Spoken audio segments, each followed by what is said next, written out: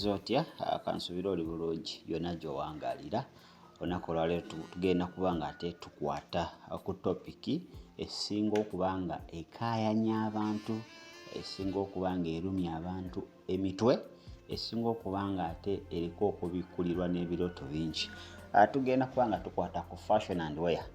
Bbanga libadde ddene sibyogerako ebyo. I think nakoma mu program za radio naye ngenza olaba nga ate kisusse. So buli lunaku nja kuleeterangayo video emu nga tugenda kukwata ku perfumes, twogere ku earrings, twogere ku necklace, twogere ku mpale, twogere ku nviiri, twogere ku buli kintu kyonna ekigwa mu byokwambala ebyokwewunda n'ebintu ebifaananako nga ate weebityo. Saagadde osubwe programu eno kubanga buli omu alina endowooza ye. Ebintu byonna tubikutte ne tubiwa sitaani.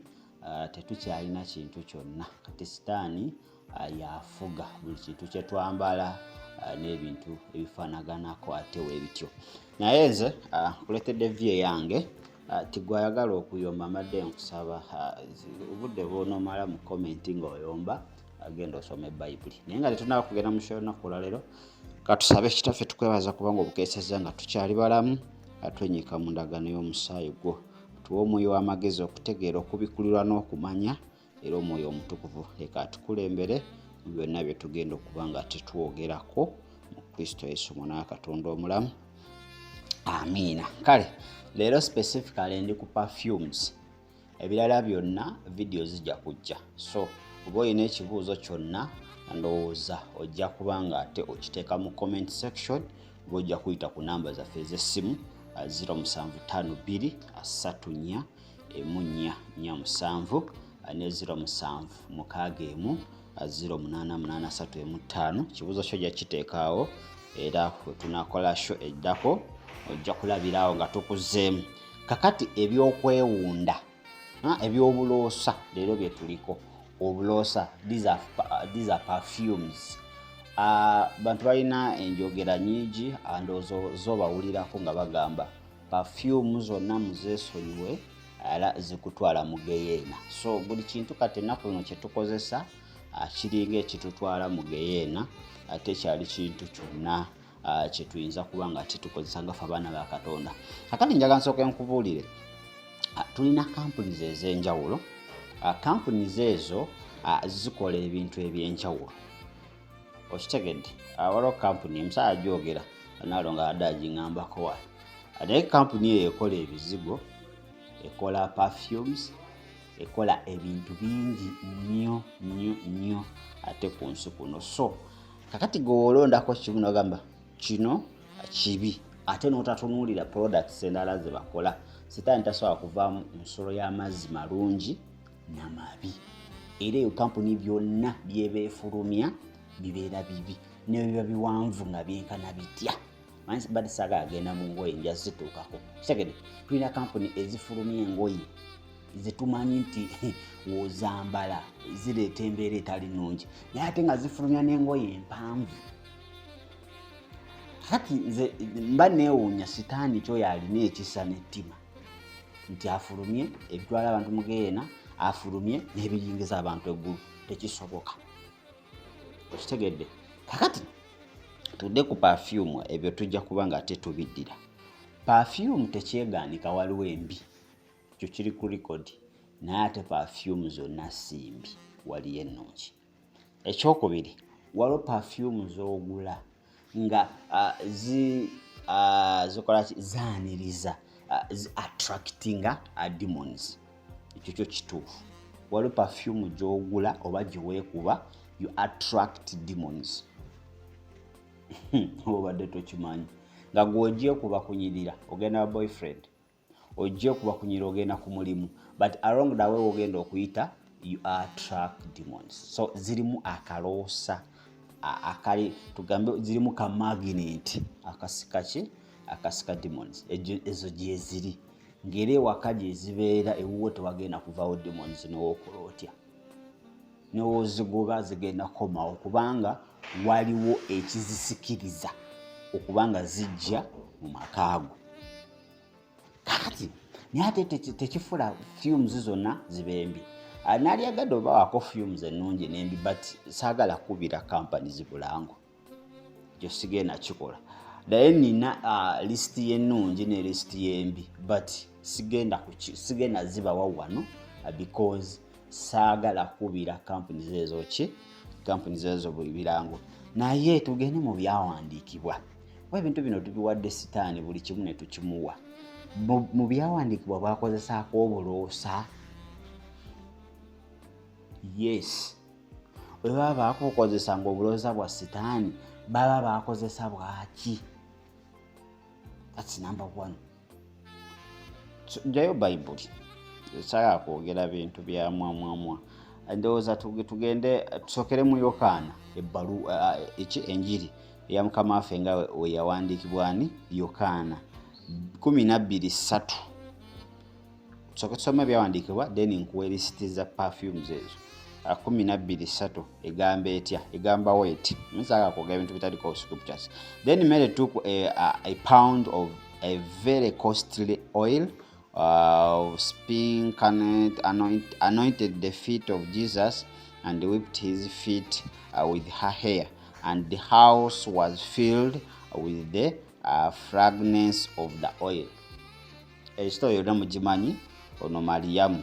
I think era yemanga dalena oyo gwe bagobako emizimu eyagenda n'akozesa obuloosa n'akola ki n'anointing ebigere bya Yesu era n'abisangula n'enviiri ze. Kakati webanga perfumes zonna za sitaani kakati eyo yali ekola ki? Waliwo ayinza okugamba edda perfumes ze baali bakozesa sizo ezimu zezino. No, almost gundi zisigala zezimu. Ebirungo almost zezimu. Naye this devil has corrupted most of the companies.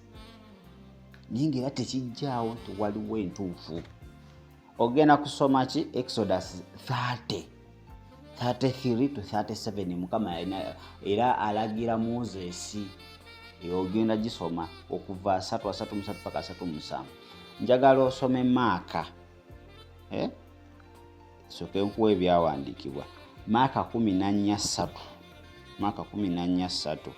Egambye weti. And being in Bethel at the house of Simeon the leper, as he sat at the table, and a woman came having a alabaster flask of the costly oil. Then he broke the flask and poured it on the head. Obwo bwali buloosa. Oyaga ate oil ate bwali buloosa. Luka 7:36 paka 5. Ojja kuba nayo ogisoba. Naye kankusomere Matayo 2:11. Eyo gye ngenda okuba nga nkusomera. Naye nagambye Luka 7:36 paka 5. Matayo 2, Matthew chapter 2 verse 11. Egamba etya? Egamba wait. And when they had come into the house, they saw the young child with Mary, his mother, and fall down and worshipped him. And when they had opened their treasures, they presented gifts of him, gold, frankincense, and myrrh. Bino byonna bwali buloosa. Gold tumumanya zaabu. Era baleeta obuloosa. Wano Yesu yali azaaliddwa. Okitegera? Mu bimu ebirabo bye baleeta mwe mwali n'obushi n'obuloosa. Kati tulabye bibirikale nti obuloosa bwali bukozesebwa okuva mu ndagaano enkadde, nkulukidde okuva mu ndagaano enkadde mu Exodus 33-37 paka mu ndagaano empya. Naye obuloosa buno butuuka butya okubeera obubi? That's the question. Obuloosa obw'omu kasita obwekuba bulina what we call seducing spirits. Era bano basire queen, bano abawala basire queen, bano basire boy. Obuloosa bwe beekuba n'ayita mu tawuni abasajja bonna n'abaleka nga they are confused totally. Ezo fumes zirina seducing spirits. Seducing okusikiriza. Zisikiriza spiritually. zirina egyemyoyo zisikiriza ate ezo seducing spirits, these are immorality spirits. Tuva nti olaba omuwala ayita mu tawuni naye mulaba all the men are confused, buli omu ayagala. Tulumuna ninjogerako ne mukwano gwange wa boda nama nze simanyi bano abakazi betutwala kiki kye baba nako nti omuteeka bulungi ku boda n'omuvuga kyokka oli bibyo olina omukazi ewaka olina abaana ozookole omutwalire ekyokulya aye otandika kwana bukwani gwotwala we mutuuka mu kifo akusasula ate gwe omwongera ssente ye kyakuyamba kuwa namba ya simu mutandika okuba ate notandika omupokera ssente naye nga wano obadde omutwala uba obadde oli ku stage tekibaddeemu naye along the way kasitula ati ku boda ogira olaba nga you have been seduced otandise okuba nga osikirizibwa so ezo perfumes ezo zirina ability eyo okitegedde zirina teziri zokka ezimu zirina amaanyi gasobola okuba nga gakusikiriza n'okola kyotateekeddwa kubanga okola ki n'okola kyotateekeddwa kubanga okola. Era abo bemutera olaba ba celebrities ku ma TV ku ma WhatsApp gammwe ku bifaananyi ebyo byemuteeka mu masimu ne mwaka. Those are some of the elements ze baba nazo ku mibiri gyabwe. Perfumes teziba zokka. Especially ba agent balina perfumes ezaabwe ze beekuba. Ngenda kuwako list. Perfume ezaabwe teziba ordinary. Ziba n'amaanyi. Akuyitako n'owunga wobanga you are spiritually weak. N'owunga wuwunzi. Oba afaanana n'oba n'omukazi wakanga amusinga gali amaanyi gakulaga nti ate ono is the most beautiful one ever. So tulina okuba nga twegendereza naye ekyo tekijjawo kubanga ti they are good fumes. They are there. Is that attracting demons? Zoweekuba for your own smartness nga tolina kigendererwa kyonna naye ziri noba tolina kigendererwa kyonna n'ozeekuba zo zikukyusa endowooza zikyusa your mind zikyusa your timing zikyusa everything of yours so you become subjected ku zo. Naye nze kyempakanya era kyesikkaanya n'abamu ku bantu abalina endowooza ng'eyo nti eby'obuloosa byonna bibi era eby'obuloosa byonna bitwala omuntu mugeyeena. Kakati Yesu eby'obuloosa bye bamuwanga yakazaalibwa byali byaki? Naye amanga leno omuntu agenda kuwakana mbu ebyo si bye bimu na bino. Ate kakati what's the difference? Almost ojja kwesanga nga compounds zezimu lwekubanga kati nti ekyawula kati nti zino ate ziriko amaanyi ag'enjawulo ziri zaali pure. Naye ono omulabe waatyo nti asobola n'okukwata ekintu ekiri pure n'akikoraptinga. Kakati nze ye ware yange yiino. You may get for instance ojja kufuna company ojja sanga companies second ng'efulumya both good and bad mukulaba okwammwe tegede nga weba ziba ngoye nkuwadde example ejja fulumya nti mugamba obugoye obumpi bubi obugoye obumpi bubi busikiriza efulumya agaganduula ng'ate yeemu yefulumya naki n'empale n'emmini. Kakati awo mba mbuuza ezeganduula zibeera pure kuba sitaani yetosobola kuŋŋamba wakisoolu ezimu zijja kubeera nnungi ezimu mbi. Osagedde alina ekintu ekirala nze kyenjagala abantu mutegeere. Manyi wano mugenda kwawukanamu nange era abamu mugenda kuyomba mugenda tandika ogamba Jamiru manyi kasita tokkaanya na muntu nga batandika ogamba yaddayo. Balina kuzimbadde mpostinga videos eza Pastor Kayanja omu yaze mu inbox ne mu comment yawandi nga mpa ku ssente Kayanja ze yakuwadde neewuunya kwaze kakati nze nze kasita nsanga video nga video egenda kuyamba I post it njiteekereko there is still hope too.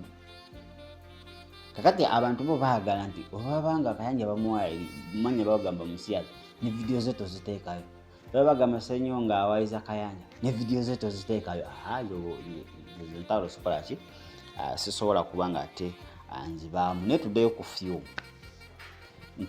awo enjawukanya n'abantu abamu kuba omulabe aproducing ebintu bingi. Kwa example mwabali ebuwalabu mujja kunjulira ani asinga abawalabu okwambala obulungi oba abasiraamu abasunni n'abasiiya bambala bo beebikulira basajja baabwe bokka ne oba oyogera tokkirizibwa kutunula musajja mu maaso bambala ne beebika bambala gajoowo gali agakwekwera ne kutaka. Ani abasinga emitima emikyafu ye continent kikati saawa zino esinga Asia obuseegu obwenzi bwonyo obwenzi obuli Asia muba bawalabu abo betulaba abeebikirira tebalaga mibiri ate bambala mpale bwonyo obwenzi obuli buyitirivu buti obuseegu bujjute emitima emikyafu n'ebiki ayitegedde. Njatuuka ku ngo yawe nja okuleetera example eyo kubanga kyemmanyi kyenjagala tutereezemu nga ffe abantu bwe tuba twetereeza tuve munda nga tufuluma ebweru kubanga osobola obutambala mpale wano ku mubiri naye nga mu mutima gwo guzambala. Osobola obuteekuba makeup osobola obuteesiga kintu kyonna naye nga mu mutima gwo mwebiri.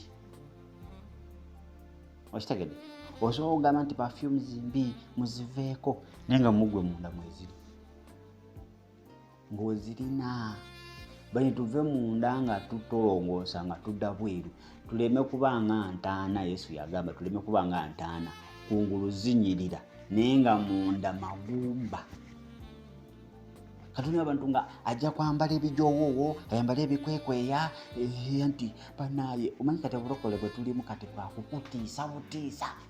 Omanyi nga we twali abaana edda engwa hiyo nina kuyita omusezi awo omwana asirike n'adogera okola nga atekeeyongera ku kaapa kakana lubi webaka.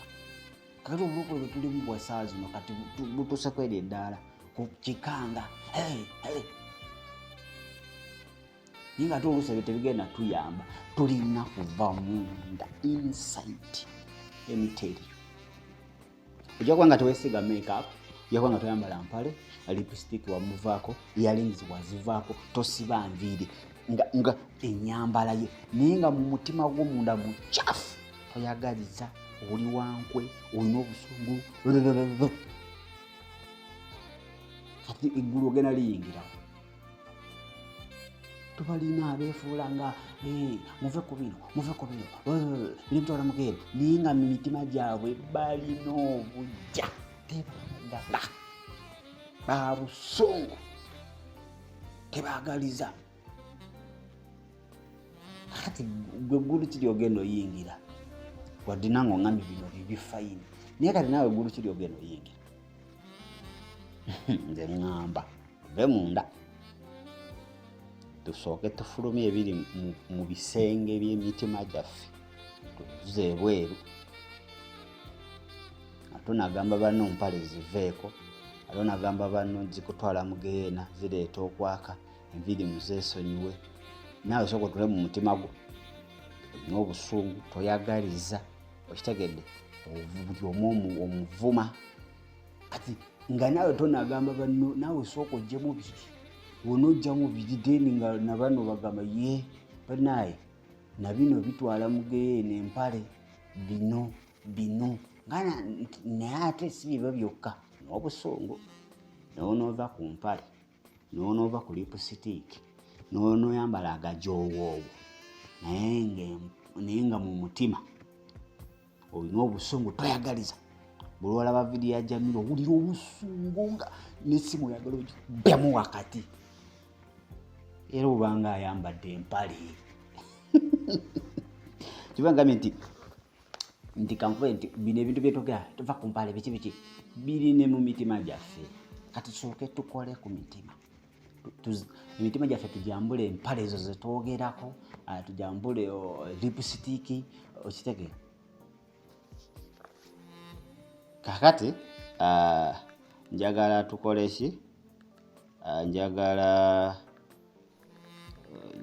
tukole ki wano kankuwa ebika bya fumes byotekeddwa okuba nga ate weewala asigenda kukuwa bika byolina kugula kubanga siriwo kukubira companies ki companies mu birango naye onojja mu inbox oyinza okufuna ebika ebyo ate netulaba kakati nga wekugamba nti Stan buli lunaku akola kye tuyita upgrade ayongeramu fwe twaviirayo tuyinza okuba nga bino ebika bye tumanyi naye ate emyaka gye tuvuddeyo mingi ayinza okuba nga ayongeddeko okitegeera so ebintu byonna nze ndaba omuntu omutuufu ayinza okuwa pure answer mwoyo mutukuvu nsobola okuwa answer nga njikuwa okusinziira ebbanga lye naliyo naye ate ebintu bikyuka ki ebintu bikyuka buli ssaawa so omwoyo mutukuvu mufuule nnyo mukwano gwo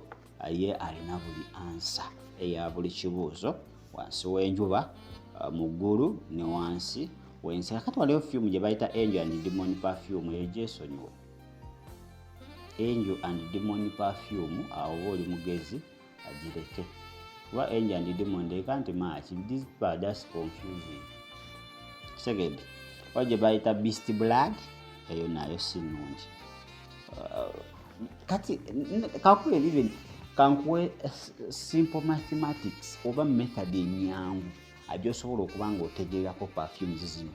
One, tosaba kuchamuka, tosaba ku don't follow the incense. Eba incense akawuwa akagivaamu siko obogoberera naye bino ebintu by'abaana abasajja tebabikweka maaka zaabwe zibaako bifaananyi byabwe bibaako kati nga tonagula perfume sooka weetegereze ekifaananyi ekiriko amazima ddala kifaananyi ki oba tokitegeera buuza kufa abamanyi ku images zaabwe nga tonagula ejja kuwunyira bulungi kubanga mukwano gwe yagikuwaanidde manya ekizibu kye tulina ffe especially Africa tufa because of ignorance.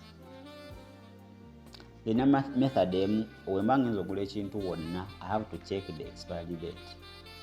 Ekyo kyo nakikwata naye tulina abantu nga yetatawaana tulina amaduuka agatunda soda emyezi 8 nga soda yayitako nadda so abantu abamu bafa olwokubanga tebafudde eyo they are careless about their lives tebafaayo yagula buzinanyo kanoonya kisoda nekikuleetera ebirwadde naye nga ate kyekirwadde waali kyewaze if you take what precautions nowetegereza nogamba sodona kikutwalira seconds emeka okutulira ku expiry date ani agenda okukuba it's your right naye batono abakola ekyo omuntu wagula ekintu tatawaana nti nnyo nti muli bubya bobobobobo ze mirundi mingi gyengenza ogula soda ng'ali expired myezi 3 myezi 2 nagulina kwa wano mu supermarket wano ebugembe wano sigala jogera linnya ne ogenda ogula keeki nga yayitako dda weeks 3 naye nga ziri awo nyingi zayitako zonna weeks 3 naye nga tebazigyeewo mada webazitundira oba mu shelves zaayo weziri kakati bw'obanga oli ignorant ng'ogenda ogula keeke eyiseeko almost a month ng'otwala ewaka nga mucelebrating obanga mwedira kuba okugula keeki tolinda basimanyi birthday kyokugula keeki sinoomu oba olinamu akasente nga mutandika kulwala malwaliro kakana mufulumiza emitwalo n'emitwalo naye nga kitwala time ki okuba nga you check the expiry date kati mulokole ekyo nakyo kikubeeremu ekigambo ky'amagezi kikuwadde never take anything before checking its expiry date otherwise ojja kubeera nga mukama amponya bino ebirwadde naye nga ebirwadde ebimu busiru bwaffe tulemereddwa okuba nga tukola kye tuteekeddwa okukola. Kakati na zino fyumu nnyangu za kutegeera. Gwe kwata kava gyetegereze, weetegereze oba school fees tewamulya nga nze osobola okusomaasomako n'olaba. Oba wadda muki amapeera n'amatungulu nga fees wamulya, kati awo sooka odde ku bifaananyi oba kubako screen shot, weerezaako omuntu amanyi okusomera. Ebintu by'abano byangu byakutegeera. Films zino ozitunira ziriko obubonero bwabwe. Kati ogulota film gye bayita Beast of Blood, Devil's Eye, yina film gyeri ate bagigu especially nezisinga kuva Denmark zisinga okuba nga zisebuka. Wajja bayita simanyi Sax Bass, waliwo Queen of Hungary. Okitegera? Eyo nayo si eyo nayo si nnungi.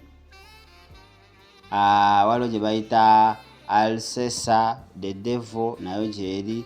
Good Witch. How can a witch be good? Basajja bayaye bano bateekako kagudu nagamba kintu ekiba gudu kibeera gudu ng'omulogo omulungi okubeera omulogo omulungi. Kati nayo gikola eki? Waliwo gye bayita Luciferian Rose Perfume, waliwo gye bayita Death, otegedde, waliwo gye bayita Cade Premium, waliwo gye bayita Ninion oba Neon.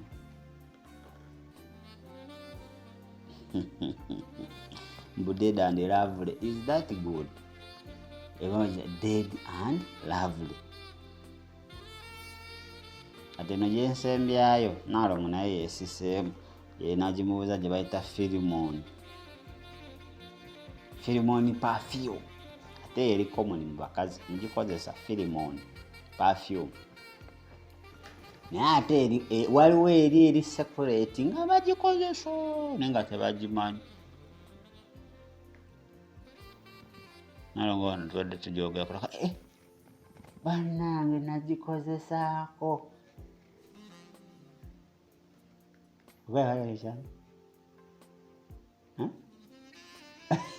Bantu toyogerera mu yo kampuni esobola kampuni za sitaani ntemu esosaako V kati nkomya eyo kampuni buli product gyefulumya tewali nnungi ate tewali nfu. Naye ate waliwo abalokoleze basinga okuba nga manya tewali ntuufu. Waliwo abalokole bazikozesa ate ezo tebazoogerako, wabula adda ku kino n'akukutira ekyo kibi naye nga ekyo kyagamba kibi.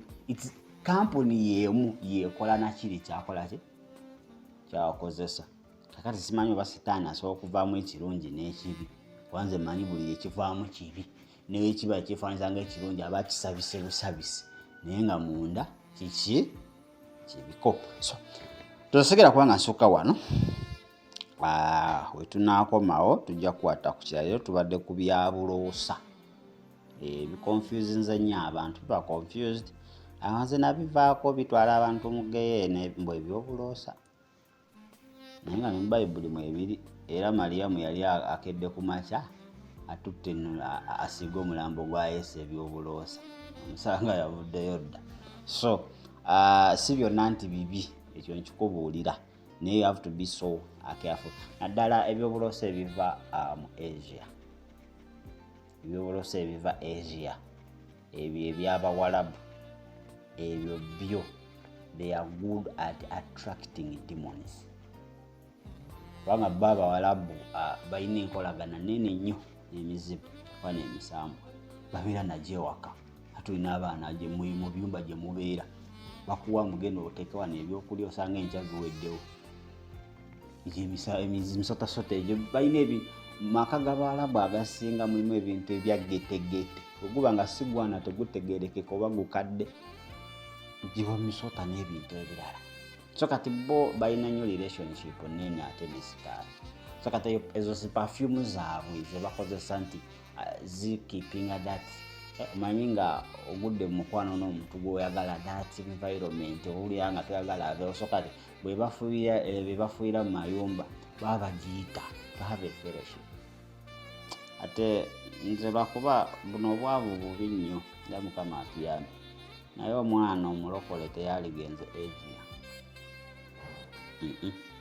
Bali abasajja ebyoto niba bati bakuwadde kulabira misoka basaba bakuwa otambuza obubani mu nyumba yonna twala walimu erirumu twala walimu erirumu twala walimu erirumu babikuwa bitambuza naye ng'oba bali kuyingiza mu ndagaano baba bamanyi segera. Era Mukama abakuume baanamu eyo gye muli kubanga muli wakati mu mannyo g'omulabi omulokole. Naye Katonda waffe wasigala w'amaanyi ajja bakuuma mujja kuvaayo ng'ate muli bawanguzi n'okukkira. Osigena kubanga nsukka wano ndowooza we tunaakomawo atujja kuba ng'ate tukwata ku kirala nagale tujja kukwata ku mpale enviiri bayikaazi. Sitaani buli kimu yakitwala kike oba tuyite bwerere simanyi. Benagambye n'onooyambala agajoowowa agakwekweka ku ttaka ng'omutima gufu ojja kufaanana oba n'okusinga kwaba abambala empale oba abeesiiga fumes ezo zetukola ki zetwogerako. Tusooke tukole ku muntu ow'omunda nga bwe tufulume omuntu w'omunda waanaakyuka Mukama n'atuula mu ye Mukama ajja kugamba bino biveeko biri biveeko ate ojja kukkiriza. Naye nga tannaaba kukyuka omuntu w'omunda Mukama akutuula mu ye ne banagamba bino biveeko ojja kubivaako mu bantu ng'ewaka obyesabulira. Who is going to see you? Era nabo abasinga biveeko ewaka babyambala. Okitegedde nempala jambala nasibako leesu tojja mulaba. Kakati bibera tumala bya bwereere tusooke tukyuka okuva munda nga we tufuluma. Ye Mukama ajja kugamba kino kireke kireke ate wagamba kireke tojja ku YouTube kugamba Mukama yaŋŋambye bino ebintu byonna tubiveeko bibi. Oluusi Mukama aba agambye ggwe. Kale 075234 7 0761 0883 Adinisa Hotel ndowooza lunch yayidde dda bo babeerawo 24/7 okuba nga ate abakutuusako services zonna mbaga birthday mukolo gwonna oyagala kugenda ate bakutereezeemuuko awo gendayo ekirabo kyonna kye weetaagamu ekiri international soogera n'ogulira omwagalwawo maama taata mukwano gwo yenna osobola okuba ng'ogenda ate bbeeyo bagamba there is still hope yatusindise wano bintu byakuteesa economy abagimanyi nti yakoze eki yagudde kati bali amaswani bagasiza ndowooza leero bagenda bali ku Adinisa Hotel bawulidde akalawo ne bagaba kati wano otayasa sowaani tebakutwala. Mbagaliza amakya amalungi weere bulungi mweraba.